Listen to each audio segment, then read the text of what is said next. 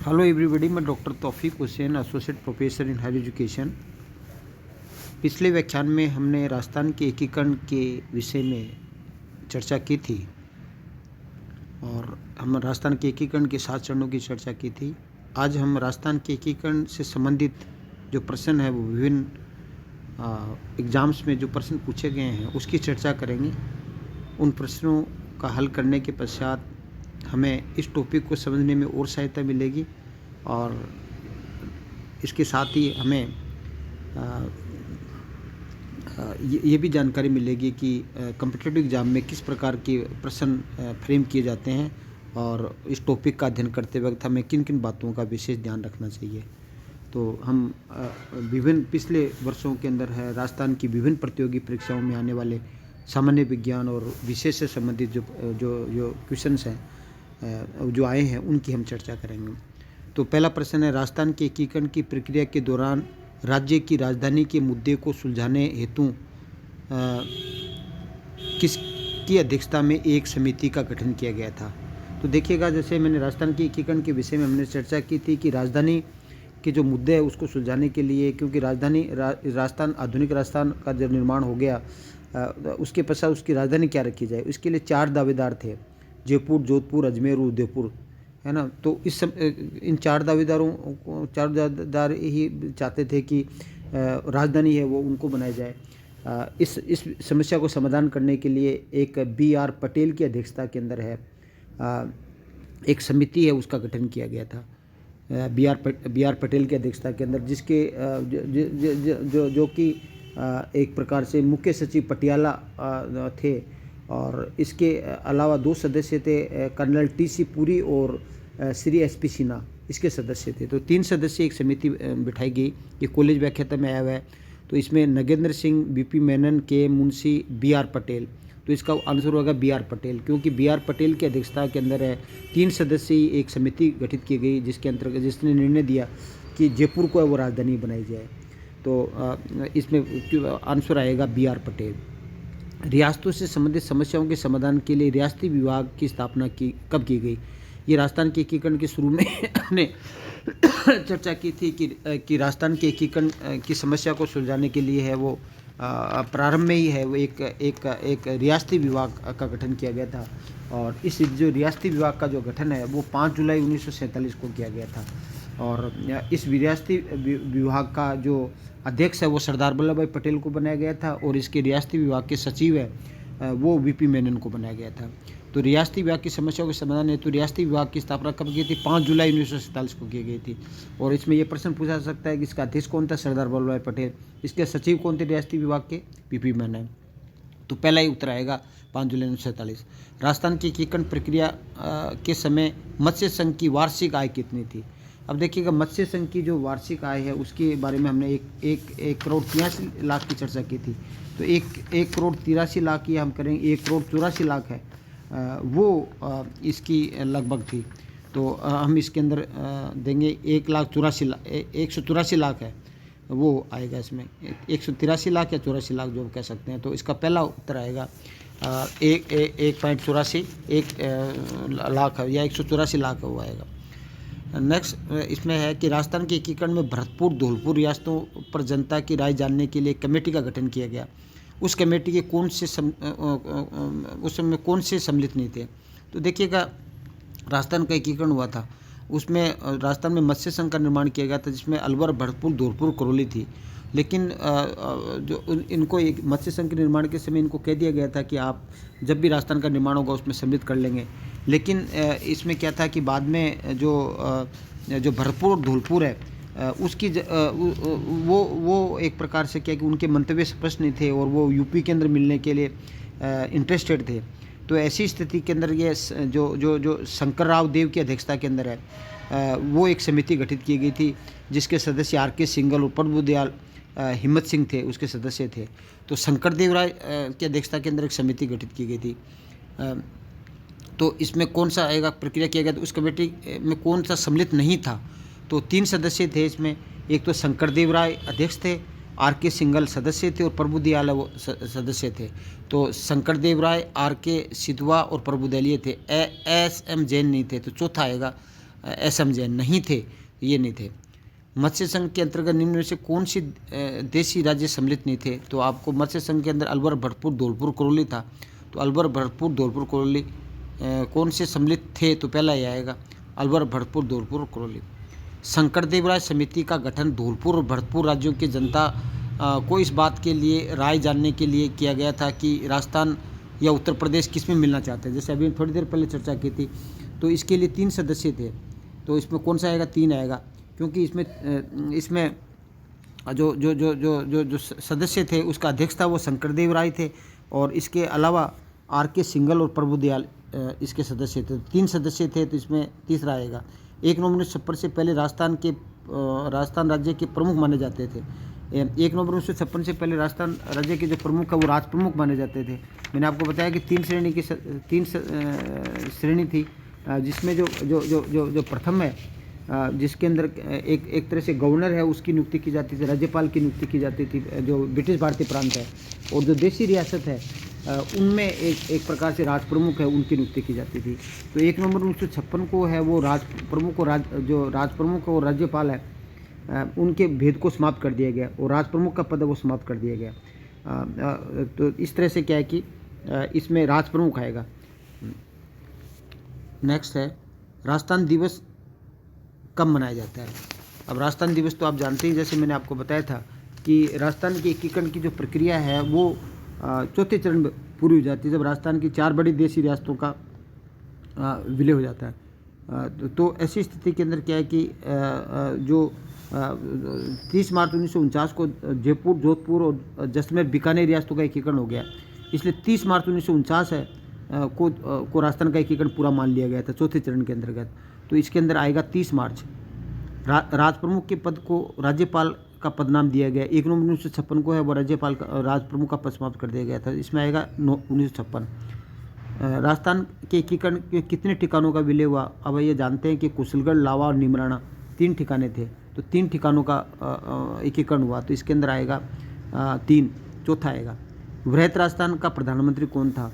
तो जैसे कि वृहत राजस्थान है उसका प्रधानमंत्री, जैसे मैंने आपको बताया कि चतुर्थ चरण के अंदर वृहत राजस्थान था, उसका जो प्रधानमंत्री है ये मुख्यमंत्री हिरलाल शास्त्री को बनाया गया, तो हिरलाल शास्त्री आएगा। तीसरा, राजस्थान के एकीकरण का श्रेय किसको जाता है? राजस्थान के एकीकरण का श्रेय सरदार वल्लभ भाई पटेल को जाता है, तो इसमें आएगा तीसरा। उदयपुर संयुक्त राजस्थान में सम्मिलित किया गया। उदयपुर का संयुक्त राजस्थान के अंदर जो जो जो जो विलय है वो मैंने आपको बताया 18 अप्रैल 1948 को है वो उदयपुर को मिला दिया गया था संयुक्त राजस्थान के अंदर। तो इसमें आएगा 18 अप्रैल 1949।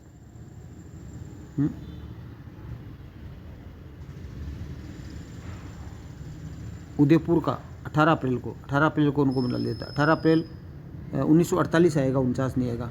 चौथा आएगा इसमें 18 अप्रैल 1948 चौथा। उदयपुर का संयुक्त राजस्थान में मिले वो तीसरे चरण के अंदर हुआ था, 18 अप्रैल 1948 आएगा। तो बृहत विशाल राजस्थान राज्य की स्थापना के समय इसकी राजधानी क्या थी? जो बृहत राजस्थान है उसके समय इसकी राजधानी वो जयपुर रखी गई थी। बृहत राजस्थान चौथा चरण था, तो इसमें कौन सा आएगा? इसमें आएगा जयपुर, पहला आएगा। राजपूताना के भौगोलिक क्षेत्र को राजस्थान नाम दिया गया, 1 नवंबर 1956 को दिया गया, चौथा आएगा। मत्स्य संघ का प्रशासन राजस्थान को स्थानांतरित करने का निर्णय कब किया गया?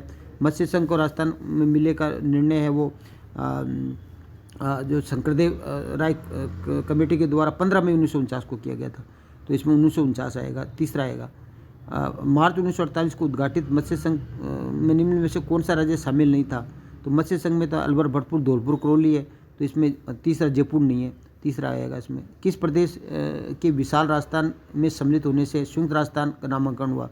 तो बृहत राजस्थान में जो मत्स्य संघ मिला दिया गया, जो आपका 5वें चरण है उसमें मिला दिया गया तब हुआ। तो इसमें आएगा जो उद्घाटित राजस्थान में जो कौन सा राज्य सम्मिलित है, ये हो गया संयुक्त राजस्थान में, ये मत्स्य सेकंड आएगा इसमें। राजस्थान दिवस जिस तिथि को शुरू हुआ वह 30 मार्च को, 30 आएगा। राजस्थान के एकीकरण के 7वें चरण 1 नवंबर में किन क्षेत्रों को सम्मिलित किया गया?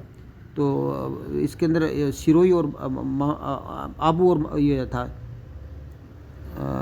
एकीकरण के समय 1 नवंबर 1956 को सम्मिलित किया गया, तो सिरोही को सम्मिलित किया गया था।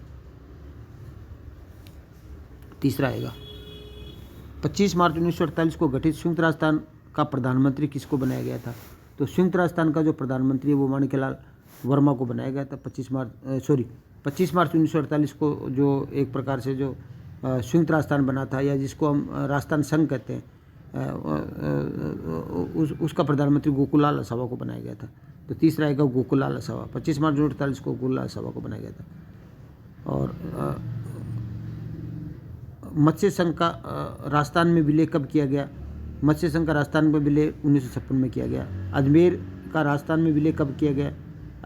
अजमेर मेरवाड़ा 1 नवंबर 1956 को किया गया था। किन सोपानों में सिरोही का राजस्थान में विलय हुआ? तो सिरोही का विलय वो 2 चरणों के अंदर हुआ, क्योंकि पहले जो छठा चरण 26 नवंबर 1950 को तो है वो, अब वो दिलवाड़ा छोड़ करके है वो सिरोही है वो राजस्थान में मिला लिया गया था। फिर 1 नवंबर 1956 को है वो शेष जो अबू दिलवाड़ा लेकर के वो राजस्थान में मिला था। तो 2 चरणों के अंदर हुआ था सिरोही का विलय। तो 2 चरण आएगा। तो दूसरा आएगा इसमें राजस्थान संघ का निर्माण 25 मार्च 1948 को हुआ। इसके प्रमुख कौन थे?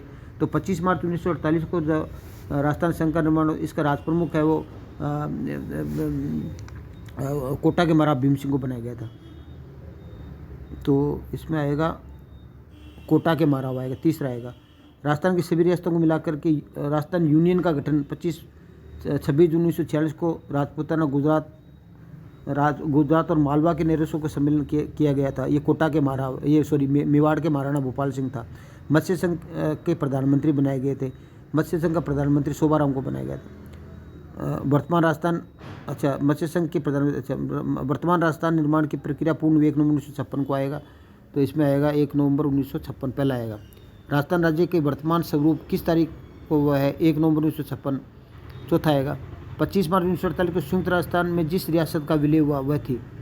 25 मार्च 1948 को संयुक्त राजस्थान 25 मार्च 1948 में सेकंड चरण है जिस रियासत का विलय हुआ। तो इसमें 25 मार्च 1948 को वो 9 रियासत थी। कोटा, बूंदी, झालावाड़, डूंगरपुर, प्रतापगढ़, बांसवाड़ा, शाहपुरा, टोंक, किशनगढ़। तो इसमें तीसरा आएगा प्रतापगढ़। उदयपुर रियासत का राजस्थान संघ में विलय कब हुआ? उदयपुर रियासत का राजस्थान 18 अप्रैल 1948 को हुआ। तीसरे चरण के अंदर है, 18 अप्रैल 1948 को हुआ। दूसरा आएगा इसमें वर्तमान राजस्थान राज्य का निर्माण कितने चरणों में और 7 चरणों में हुआ। संयुक्त राजस्थान का राज प्रमुख किसे बनाया गया? संयुक्त राजस्थान का जो राज प्रमुख है वो एक प्रकार से उदयपुर के महाराजा भीम सिंह को बनाया गया था।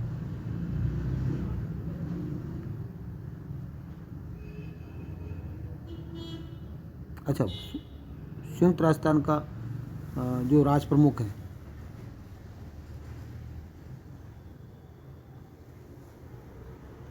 संयुक्त राजस्थान का राज प्रमुख है वो आजीवन राज प्रमुख मान सिंह को बनाया गया था और भोपाल सिंह को महाराज प्रमुख बनाया गया था। तो इसमें आएगा कोटा के महाराव भीम सिंह को बनाया गया था।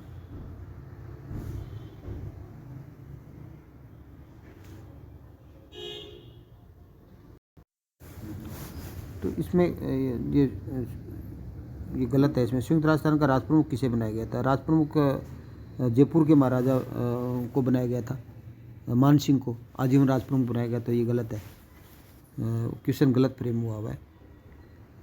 नेक्स्ट है इसमें राजस्थान संभाग के किस राज्य के नरेश सर्वप्रथम भारत में सम्मिलित पत्र हस्ताक्षर किए? तो ये मैंने बताया था बीकानेर के महाराजा शार्दुल सिंह है, उसने पहली रियासत थी जिसने राजस्थान में विलय पत्र पर हस्ताक्षर किया था। मत्स्य संघ का राजस्थान में कब विलय किया गया? 15 मई 1949 को किया गया था मत्स्य संघ का 5वें चरण के अंदर। राजस्थान के एकीकरण का कार्य अंतिम रूप से संपूर्ण हुआ 1 नवंबर 1956 आएगा। राजस्थान का निर्माण की प्रक्रिया कब पूर्ण हुई? 1956 में। वृहत राजस्थान का प्रथम प्रधानमंत्री कौन था? तो जो वृहत राजस्थान का प्रधानमंत्री हिलाल शास्त्री थे, तो पहला आएगा हिलाल शास्त्री। तो इस प्रकार राजस्थान के एकीकरण से संबंधित है वो विभिन्न प्रश्नों को हमने अध्ययन किया और इसके आधार पर हम ये समझ सकते हैं कि हमने राजस्थान के एकीकरण को कितना समझा है। आशा है कि आपको राजस्थान के एकीकरण के विभिन्न पहलू को आप समझ सकें। इसमें आपको ये याद रखने वाली बात यह कि कौन कौन सा एकीकरण, किन किन रियासतों का एकीकरण कब कब हुआ। 7 चरणों के अंदर हुआ। 18 मार्च 1948 से शुरू हुआ, 1 नवंबर 1956 को पूरा हुआ। किन रियासतों का एकीकरण कौन से चरण के अंदर हुआ? एकीकरण के समय प्रधानमंत्री कौन थे, राज प्रमुख कौन थे, उपराज प्रमुख कौन थे, उद्घाटन किसने किया, कहाँ उद्घाटन हुआ, राजधानी क्या थी, है ना। इन बातों को आप राजस्थान के एकीकरण वाला जो चैप्टर का जब अध्ययन करें तो आपको इन चीज़ों को समाविष्ट करना ज़रूरी है। 7 चरणों के अंदर कौन कौन से रियासत थी, किस चरण में कौन सी रियासत का और कौन से ठिकाने का हुआ, उसका हर रियासत के प्रधानमंत्री कौन था, राज प्रमुख कौन था, उपराज प्रमुख कौन था, और राजधानी कौन कौन कौन सी थी, उद्घाटनकर्ता कौन था। इन चीज़ों को समावेश करते हुए आप एक बार पुनः है वो इसको रिवाइज करें। Thank you. जय हिंद, जय भारत।